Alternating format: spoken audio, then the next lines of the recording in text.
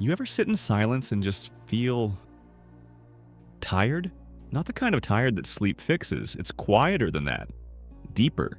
Like something in you has been running too long on empty, but no one else seems to notice. You show up, you smile, you say you're fine. Maybe you even believe it sometimes. But every once in a while, when things go still, you feel it. The ache behind the eyes. That weird sense that you're still carrying something, even if you can't name it.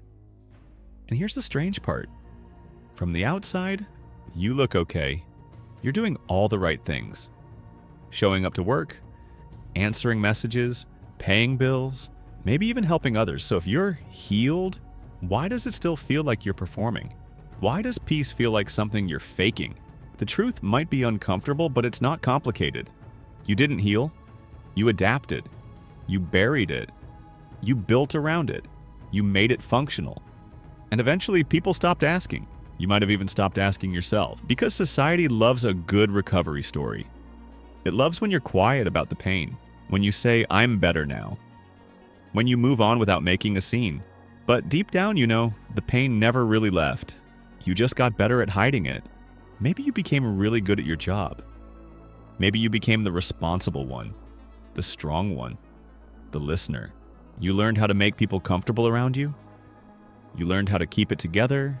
You even learned how to smile without meaning it. But here's the catch.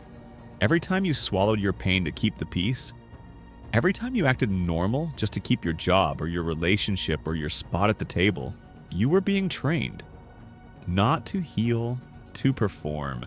And slowly the mask stopped feeling like a mask. It just became you. No one tells you that. No one explains that the survival strategy becomes the personality. That the praise you get for being resilient is sometimes just applause for how well you're dissociating. And it's not your fault. You're not broken. You're just tired of pretending. You didn't make this system. You were shaped by it. Taught to hold it in. Taught to smile through it. Taught to believe that strength means silence and that falling apart means failure.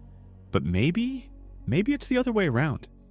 Maybe all this strength we admire in others, this perfect composure, this emotional neutrality, this ability to power through it, maybe that's not strength at all. Maybe it's just obedience in disguise. Because real strength, it's messy. It asks uncomfortable questions. It cries in the middle of a conversation and doesn't apologize for it. It rests when the world says, push harder. It says, I'm not okay, and means it. But you weren't raised for that. Most of us weren't. We were raised to be palatable, efficient, uncomplicated, to be pleasant, to keep going, to perform. And the more you performed, the more they called you resilient. So here you are, years later, still tired, still wondering why healing feels more like acting. Let's stop pretending. Let's ask the real question.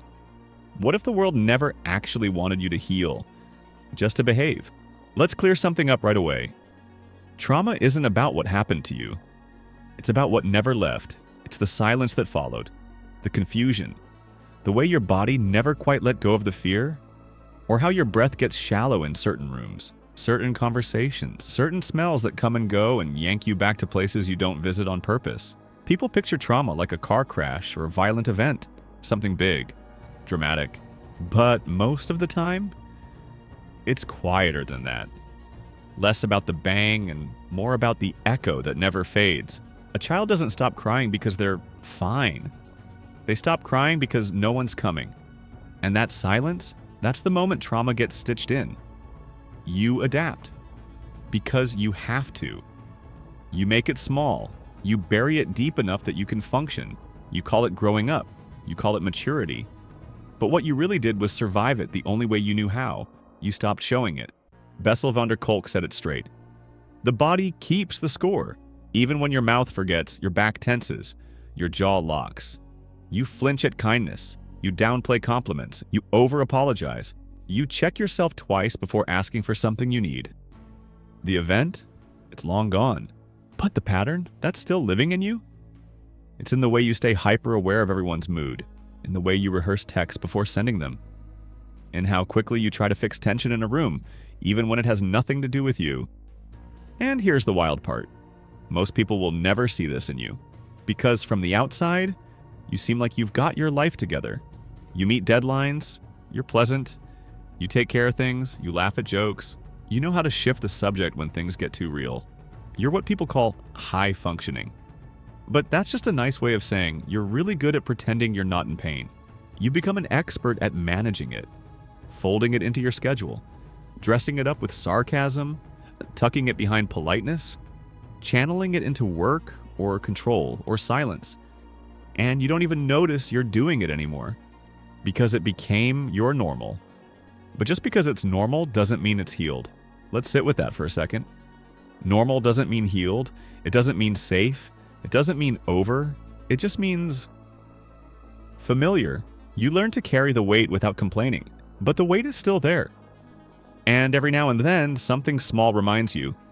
A voice tone, a doorway, a sentence, and suddenly you're 5 years old again, or 15 or 23, back in a moment that never really ended.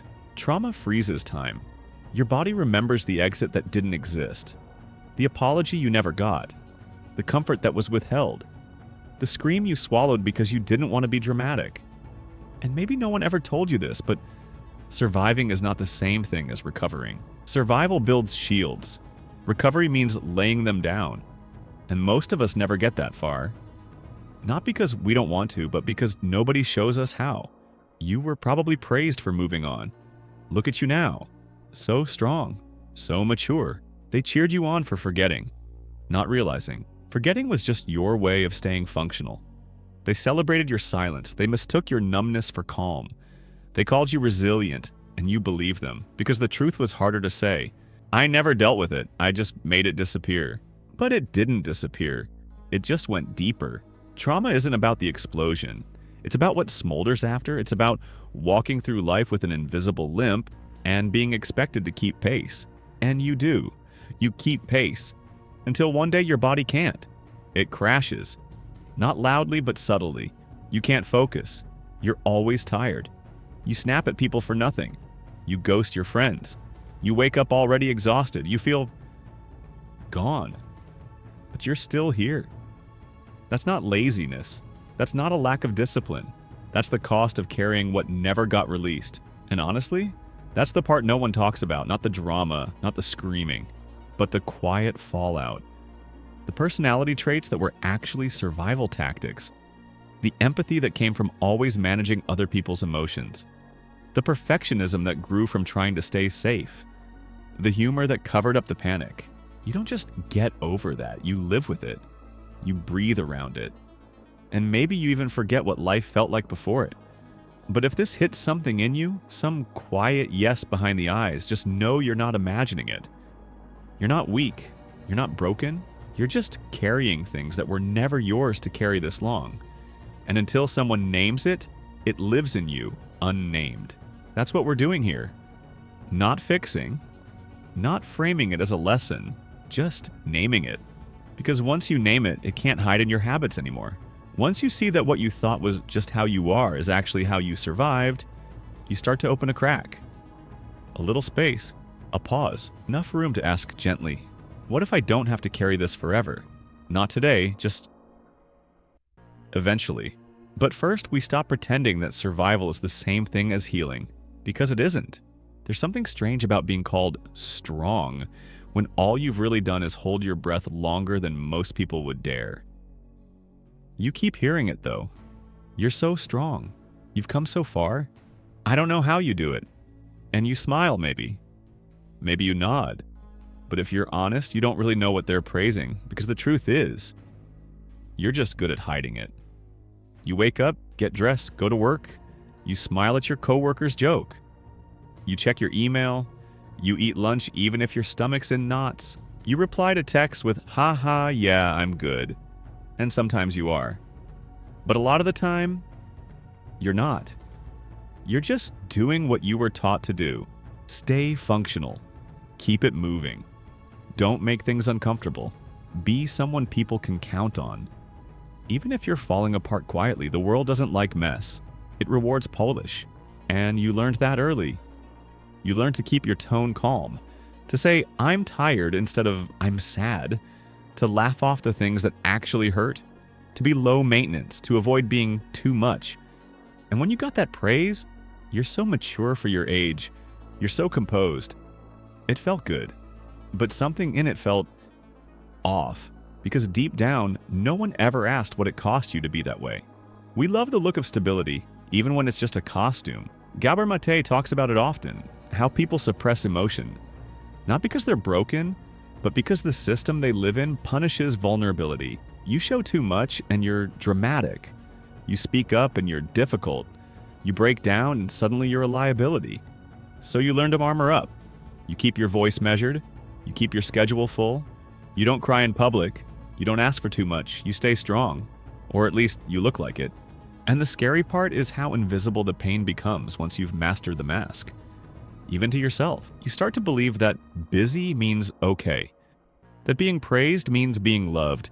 That if no one sees you hurting, maybe it's not really there. But pain doesn't go away just because you stopped talking about it. It just changes shape. It becomes the tension in your neck, the insomnia, the stomach issues, the way you flinch at softness, the way you downplay your own needs until they become emergencies. Brené Brown calls this our armor. The ways we protect ourselves from shame, from disappointment, from the fear of being seen too clearly. And we all have it. Some of us work too much. Some of us disappear. Some of us make jokes out of everything. Some of us get angry instead of sad. Some of us become the caregiver to everyone else, so no one ever asks how we're doing. And the world, it loves that. It promotes that. You get hired for that. You get liked for that. You get clapped on the back for pushing through. But no one ever asks where you're pushing from. And that's the quiet tragedy. That the more you suffer in silence, the more the world sees you as strong. And the more they see you as strong, the less they feel the need to check in. You become the rock. You become the safe one. But rocks don't bend. Rocks don't breathe. They just sit there, solid and cracking. You might not even know what it looks like to not be composed. You might have never seen someone fall apart and be held, not judged. You might have never seen someone say, I can't do this right now, and still be loved afterward. So you stay in the performance, because it's what you know, because you're scared of what might happen if the mask slips, even a little. But let's be real, you know it's not sustainable. You can feel it somewhere underneath the surface. That pressure building, that quiet panic, that sense that if you let yourself feel even 1% more, it might all come flooding out. And maybe no one ever taught you what to do with that. Maybe school taught you how to memorize facts, not process grief. Maybe work taught you how to meet quotas, not name your shame. Maybe family taught you how to be polite, not how to feel safe enough to cry. And so here we are. A whole generation walking around in masks we didn't choose, just inherited. Wearing strength like a suit of armor that keeps us safe but also alone. It's no wonder people feel disconnected. It's no wonder we feel like frauds. We're all playing characters in a script we didn't write. But here's the hardest question. Is this really strength? Or is it just collapse in slow motion? Because real strength isn't how quiet you can be about your pain. It's how honest you're willing to be about it. It's saying, this hurts, even when no one else wants to hear it. It's breaking the rhythm you were raised in. It's being willing to be seen. And that's terrifying, but it's real. So maybe we start small. Maybe we stop congratulating each other for surviving so quietly. Maybe we stop calling people strong when what we mean is, thank you for not making me uncomfortable. Maybe we start asking, are you really okay? Or are you just performing okay? And maybe, just maybe, next time someone says, I'm fine, we give them space to not be. You ever notice how healing always feels like an afterthought? Like it's something you're supposed to do after everything else. After the emails, after the bills, after you've proved yourself useful. Only then maybe, if there's time, you can take care of your nervous system. It's not an accident. The system you live in doesn't care if you're emotionally well. It cares if you're productive, if you can keep your head down, hit your targets, show up, stay pleasant, keep functioning. You weren't raised to process your pain. You were trained to delay it. From the moment you entered school, the message was clear. Your value comes from performance. Get the grade. Sit still. Don't talk back. Get the gold star, the sticker, the approval. No one cared how you felt. They cared how you behaved. You could be panicking inside, but if your worksheet was neat, you were fine. And it doesn't stop there. Fast forward a few years, you're in the workforce. Different building, same rules. Be efficient. Don't complain. Don't bring your baggage to work. Work hard. Don't take too many sick days. Don't talk about your depression unless it's already behind you and makes a good TED Talk. We've built an entire culture around functioning over feeling. And when you do need help, good luck. Therapy's treated like a luxury service, not basic maintenance. Rest is indulgent. And if you stop producing for too long, the world quietly punishes you. Not overtly, just enough to remind you, healing better be quick, quiet, and self-funded. You're supposed to journal at night after 12 hours of work. You're supposed to meditate instead of scream. You're supposed to call it burnout instead of a breakdown. We package exhaustion in cute little terms. Self-care, work-life balance, take a mental health day. But none of those things matter if the system punishes you the second you actually slow down. It's all performance again. Even your recovery has to be aesthetic. Even your rest has to be optimized. But here's the kicker. This isn't about personal failure. It's about design. Mark Fisher called it capitalist realism. The idea that we can't imagine any world except this one. So we stop trying to fix the structure and start blaming ourselves for not thriving inside it. We turn inward. What's wrong with me? Why can't I handle this? Why does everyone else seem fine? You start to treat your burnout like a personal flaw instead of what it is. A completely logical response to a system that never cared about your inner life. And in that space between exhaustion and self-blame, you start to lose your ability to question the structure, because questioning it feels like rebellion. Like saying, maybe school shouldn't punish emotional expression. Or maybe therapy shouldn't cost more than rent. Or maybe working 40 to 60 hours a week while emotionally numb isn't actually a sign of strength. But those thoughts get pushed down because they don't help you survive the next shift. They don't help you pay the bills. They don't help you get the promotion. So instead, you adapt. You self-help yourself into silence. You download an app. You take deep breaths. You grind harder. And when the pain shows up again, you call it weakness. But it's not weakness. It's your body telling you this isn't what life was meant to feel like. Johann Hari said, "Disconnection is at the root of much of our suffering, not just from people, but from meaning, from nature, from honest emotion. But our systems run on disconnection. If you were deeply connected to your emotions, to others, to rest, to truth, you'd be harder to control, harder to sell to, harder to guilt into overworking, harder to praise for collapsing quietly. The truth is, unresolved pain is profitable. It makes you reach for distractions. It makes you compete with people who are just as lost as you. It makes you buy into myths like success equals happiness. You want to know who benefits from your unresolved pain? Industries, institutions, algorithms, entire systems that rely on you not having the time or courage to ask, what would my life look like if I weren't performing all the time? You've probably never even had the space to ask that. Because every time you slowed down, the guilt rushed in. Every time you questioned the grind, someone reminded you how lucky you are to even have a job. How hard other people have it. How rest is a privilege. So you keep going because you're afraid of falling behind. Afraid of losing your spot. Afraid of being seen as fragile.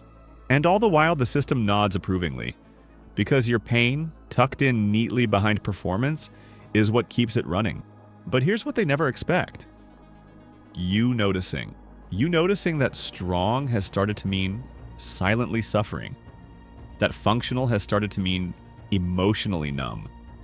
That your ability to adapt is not proof of healing, it's proof of survival. And maybe that's where change begins. Not with some grand act of resistance, but with a quiet, personal revolt. With you realizing you're not broken. You're responding exactly as you should in a world that treats exhaustion like virtue and healing like a side quest. Maybe you're not supposed to thrive in this setup. Maybe you were never supposed to. And maybe, just maybe, that's not your fault. Somewhere along the way, the thing that hurt you stopped being a wound and started being a trait. You didn't plan it. You just kept adjusting until the adjustment became permanent. You became independent because no one came when you needed help. You became easygoing because conflict felt unsafe. You became driven because slowing down made the voices louder. You became funny because laughter covered the weight you didn't have words for. And people loved that version of you.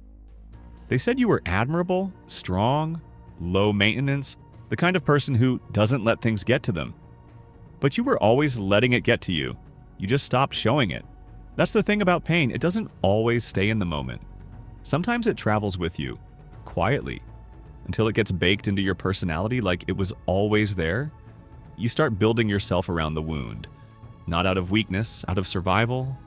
You create habits that keep you from feeling too much.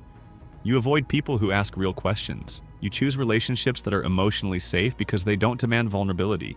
You pick careers that reward your control, your sharpness, your reliability. Anything that keeps the chaos at bay. And it works until it doesn't. Because there's only so long you can build a life around a version of yourself that was never supposed to be permanent. Carl Jung talked about the shadow, the parts of yourself you had to bury in order to survive. But burying doesn't mean forgetting. What we repress doesn't disappear. It hides. It shows up in how you overreact to small things, in how you avoid being alone, in how you sabotage good things, in how you never quite feel seen, even when you're surrounded. You start to feel like a stranger to yourself, like you're living in a character you created a long time ago and never got around to editing. It's confusing, because from the outside, everything looks fine. You're functioning, you're stable, you're capable. But you also feel disconnected, blunted, tired for no reason. Because performing a version of yourself 24/7 is exhausting. And no one ever warned you how easy it is to lose yourself while trying to protect yourself. Alice Miller saw this in what she called the drama of the gifted child. Not gifted like IQ, gifted in perception, gifted in knowing what the room needed before anyone said it, gifted in shaping themselves to be what others expected, gifted in ignoring their own needs so they could stay loved. Those kids become adults who can read emotions like a second language, but they forget how to feel their own. They can manage any crisis except their own. They can help anyone heal except themselves. Because healing requires turning inward, and turning inward means facing the parts of you that have been performing for decades. It's not about blame. It's not about pointing fingers at your parents or your childhood or your past. It's about asking, who would I be if I wasn't always trying to be safe? Not perfect, not impressive, just safe. Because that's what so much of this has been, hasn't it? A long, slow strategy to stay safe. You didn't become cold because you wanted to. You became cold because warmth was inconsistent. You didn't become hyper-competent because it felt good. You did it because it kept you needed, and being needed felt like worth. You built walls, then turned those walls into your house. And now it's hard to tell the difference between protection and isolation. You can be successful and still feel hollow. You can be surrounded and still feel unknown. You can be fine and still be suppressing a flood of grief you don't know how to name. That's what happens when pain isn't processed. It integrates. It becomes your reflex, your tone, your boundaries, or lack of them, your choices, your schedule, your tone of voice, your silence. And here's what no one tells you. There's no dramatic breakthrough moment where all of this unravels. More often, it's small realizations that hit you in the middle of your routine, like pausing mid-conversation and realizing you don't actually know how you feel, or being praised for something and feeling nothing, or catching yourself apologizing for things that aren't your fault, or realizing you haven't cried in years. Not because you're strong, but because you forgot how to access that part of yourself. The longer you carry pain unacknowledged, the more it convinces you that it's part of your identity. But it's not. It's just something you wore for long enough that it started to feel like skin. You're allowed to question it. You're allowed to outgrow it. You're allowed to take pieces off one at a time and see who's underneath. You might not recognize them at first. That's okay. You don't have to tear everything down overnight.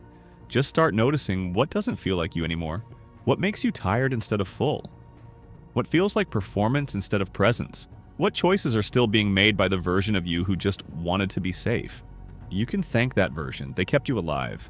They got you here, but maybe they don't have to run the show anymore. Let's be honest. The world doesn't just ignore emotional suppression. It rewards it.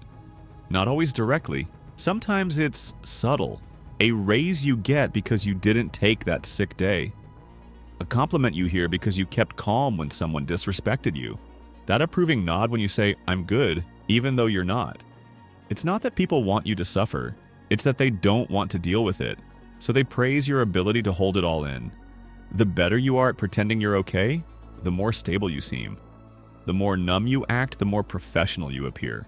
The more disconnected you get, the more resilient they say you are. But let's pause there for a second. Is that really resilience? Or is it just exhaustion in disguise? Somewhere along the way, emotional detachment became a virtue. You're rewarded for not flinching, not crying, not reacting, for laughing it off, for keeping your tone even, for not making other people uncomfortable. And in return, you get to stay in the room. You get to be trusted, you get to be respected, but you don't really get to be you. You get promoted, sure, but what they're really promoting is your ability to self-silence. You get liked, but mostly for your agreeableness. You get invited to things, but only if you keep the peace. And if you break that script, if you cry in the meeting, you're unprofessional. If you pause the conversation because you're overwhelmed, you're unstable. If you speak with raw honesty, you're too intense. So what do? You edit yourself, you stay light, you make jokes, you deflect. You nod when you don't agree, you downplay the ache, and you get rewarded for it, which makes it even harder to stop. Because once people are used to the emotionally invisible version of you, any shift toward honesty feels like a problem. You start showing up a little more real, and suddenly people look uncomfortable. You start saying, "Actually, I'm not okay today," and you feel the energy change. So you go back to smiling, to managing, to nodding, because it's safer. That's how the system keeps you there, not with punishment, but with praise. It trains you to confuse silence with safety, numbness with maturity, stillness with strength. And it's not just in the workplace or in relationships, it's everywhere. The media praises those who bounce back quickly. Celebrities are applauded for not crying during interviews. Men are told to man up. Women are told they're crazy if they show too much emotion. It's all code for the same thing. Keep it down. And the people who do, they become models. We look up to them. We call them inspirational. We quote them, but we never ask what it costs them to be that composed all the time. You want examples? They're everywhere. The public figure who held it together during grief. The athlete who pushed through injury and cried later, in private. The parent who stayed strong for the family until one day they collapsed in a quiet room, alone. We reward collapse, as long as it's delayed, as long as it doesn't mess with the flow, as long as it happens off camera. And if you do break, you better make it poetic. You better learn the lesson. You better wrap it up neatly and share your journey in a way that comforts others. But if you're just in it, messy, confused, angry, grieving, still raw, then you're a liability. No one says it like that, but you can feel it. So you shut it down.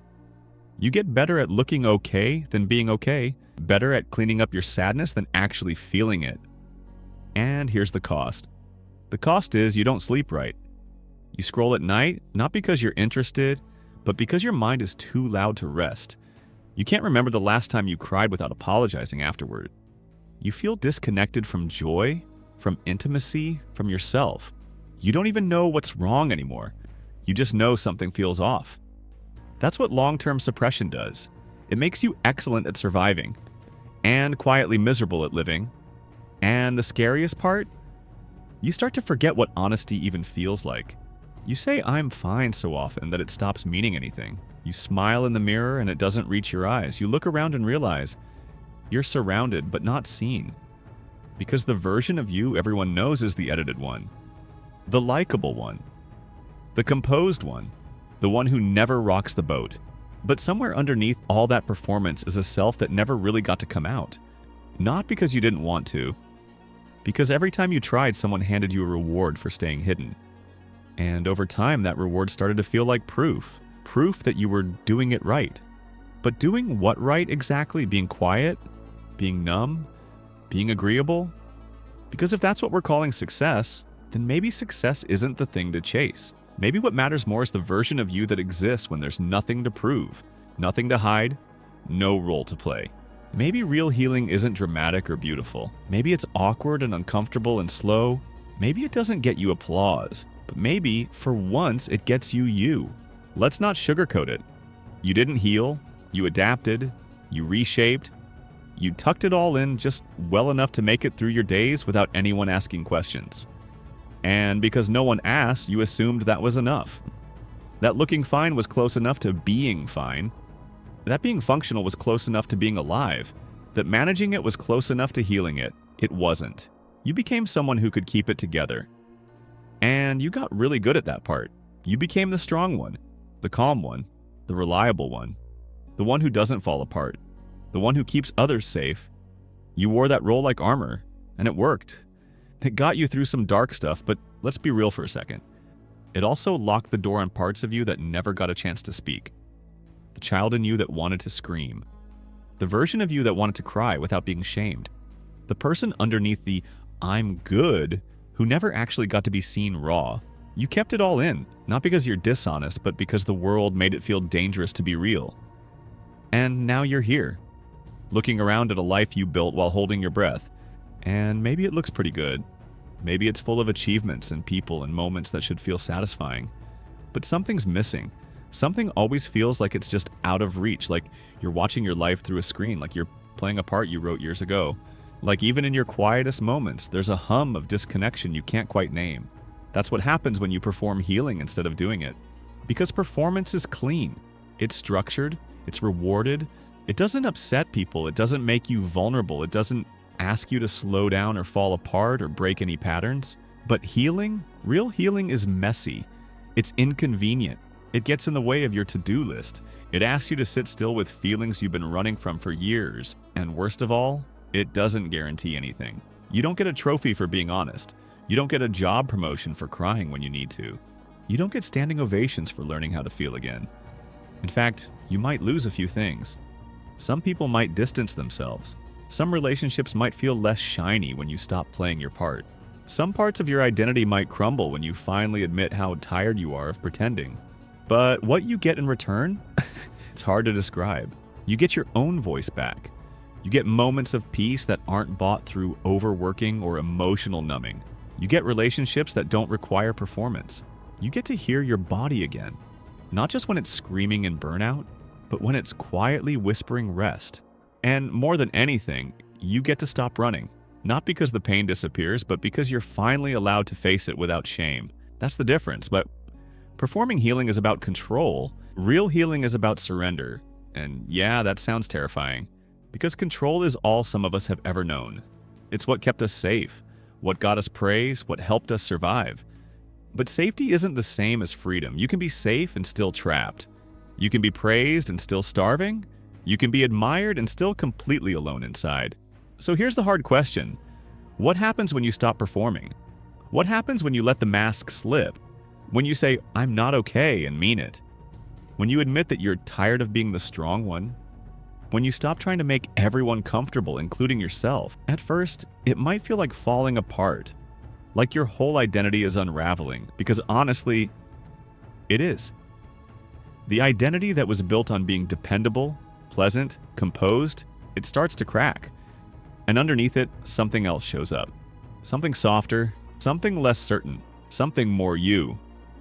And for a while, that might be hard to trust. You might miss the old version of you, the one who knew how to win in this system. But that version wasn't free. That version was just good at survival. And survival is a chapter, not a life. Healing doesn't mean becoming perfect.